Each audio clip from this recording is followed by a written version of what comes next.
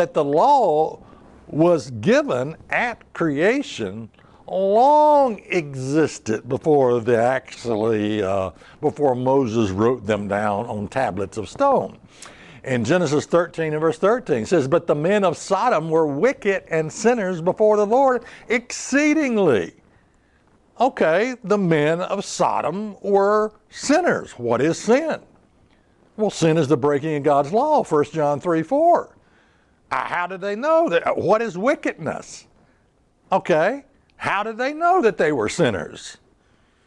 How did God know that they were sinners? Well, that's a dumb question, but it just goes to prove that the law was in existence before Moses. Genesis 6 and verse 5. "And God saw that the wickedness of man was great in the earth, and that every imagination of the thoughts of his heart was only evil continually." Now, this is right before the flood, and you got to ask, well, why did God wipe out everybody in a flood? Except for Noah and his family. Well, because God is a just God. And the people back then were breaking God's law. What laws? The laws that were given at creation, the 10 Commandments. Particularly in this case, there was a lot of violence and murder going on. So let's take a look at the first and the second commandment. Okay, all right. The first and second commandment states, "You shall have no other gods before me, and you shall not make unto yourselves carved image. You shall not bow down to them nor serve them." Now, again, the subject is the law of God, the law before Moses. Okay, that's what we're talking about. And we're going to go through and prove that each one of these laws were in existence before Moses. Okay, Genesis 35 and verse 1. "And God said to Jacob, Arise, go up to Bethel, and dwell there, and make there an altar unto God that appeared unto thee when you fled from the face of Esau your brother.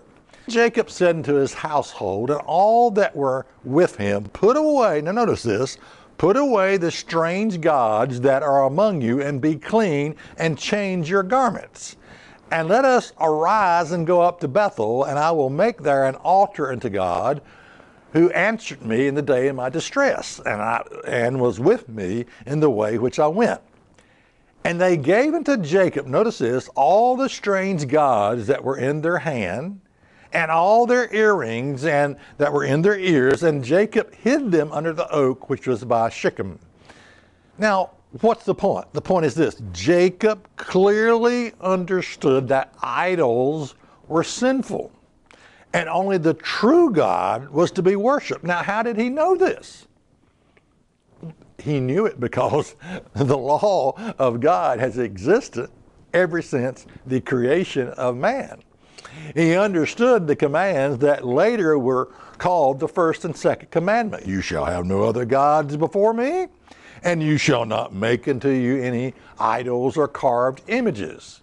Check us out on the web at isthatreallyinthebible.com.